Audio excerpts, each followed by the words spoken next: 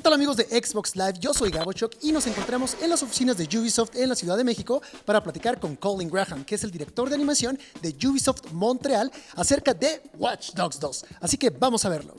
Colin, first of all, welcome to Mexico. Is this your first time here? It's actually my first time in Mexico altogether. I've been all over the world, but it's the first time, and I'm really, really happy to be here. It's a very cool place. You already tried some tacos, right? We just went for the most amazing tacos at lunch. Like, I don't know how I'm going to eat tacos again. Yeah.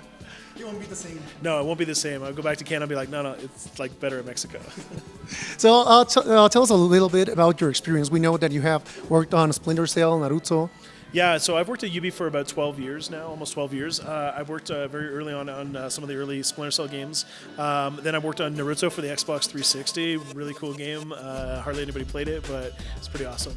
But I've been working on Watch Dogs since about 2009.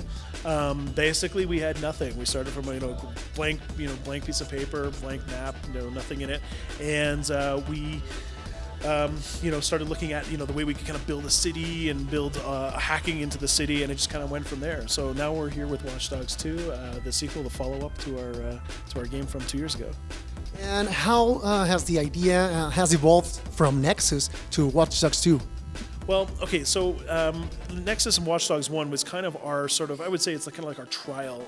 We're learning how to build a city, we're learning how to create a main character, how to tell a story, and how to integrate the new gameplay with things like hacking.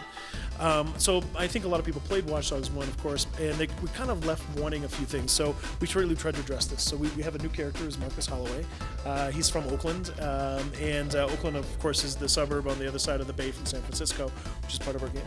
The big reason we picked San Francisco is because it's a lot more, a more lively and fun and energetic place than Chicago. Chicago's pretty cool, but San Francisco's kind of got its own vibe.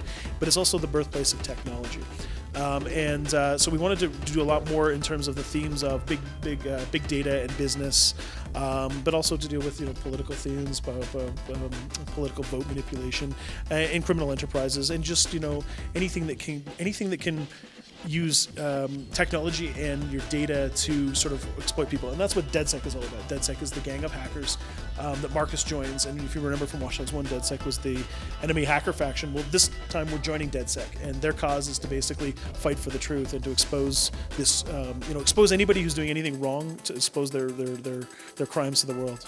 So story-wise, is there any connection between both games, or is this a whole new story? There is some connection. I mean, there's common elements between the two. Watch Dogs 1 is the story of Aiden Pierce, and it's his sort of quest for vengeance.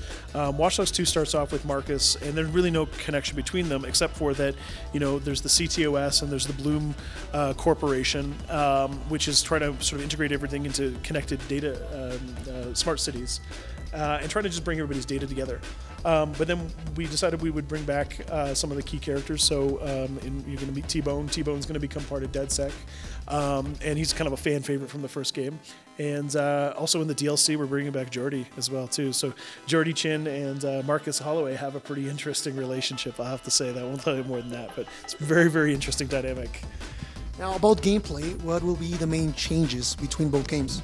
Well, the biggest change, I think, is the amount of detail we've added to the hacking. So for everything in Watch Dogs 1, there was you would press a button, something would happen. Well, we've taken each object and we've added 4 different ways that you could hack it. So a car is a good example. I can quick hack a car and I can make it steer and smash off the road, but I can actually hold down my shoulder button and hack it with 4 different controls. So I can actually steer the car and drive it kind of remotely like that. It also works on people. You have contextual hacks on people. Objects, you can set them up to explode on proximity, or lure people in, or you can even lock them out so other people can't access them. The granularity of having more options per ingredient and having lots of these ingredients in the map and people and cars basically allows the player to craft their own sort of hacker solution to the game. And on top of that, we have these 2 drones. We have a flying quadcopter and we have a little RC jumper. And these 2 devices together basically allow, in a lot of cases, Marcus to never even enter the danger zone. So you can actually do everything kind of remotely as a ghost, and you can try to sneak your way in and solve the objective that way, or maybe you're going to want to create a lot of chaos.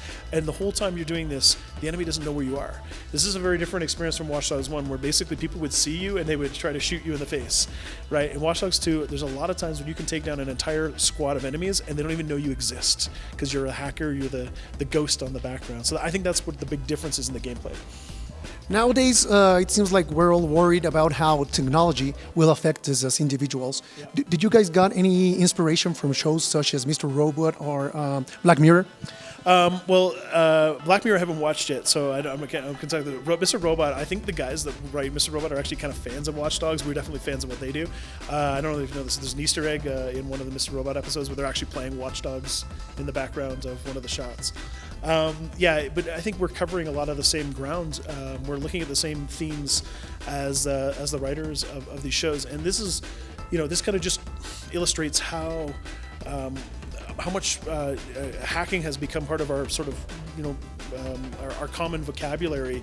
And we're talking about hackers in the news. It's been part of the election, right? The hacked emails has been part of the election. We have a mission like that, which, by the way, we wrote before any of this stuff ever came out.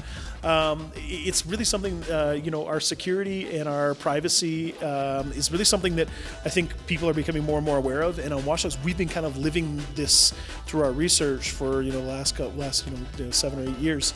So yeah, I think when people play our game, they should pay attention to that. And Mr. Robot is a good example of that. And Watch Dogs is another game that's saying to people, hey, when you click like, that means something. Like, pay attention to what that means.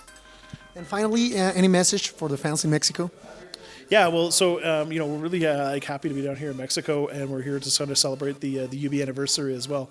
I think it's nice to come here and meet so many energetic fans and people such as yourself who are really into the game. And it's really encouraging to talk to people about what we've been able to do with the game. Like, we played our game. We built Watch Dogs when we played it, and we listened to all the feedback of the fans. And we just want to say, to the fans, we listened and we did things about it. We changed the game, and people are playing it and they can see the difference. So hopefully on November 15th, we'll see you all online playing Watch Dogs 2. Thank you for talking to us. Pues ahí tuvimos a Colin. Recuerden que Watch Dogs está disponible a partir del 15 de noviembre, así que corran por su copia, descárguenla o como quieran, pero pues que no se lo pierdan.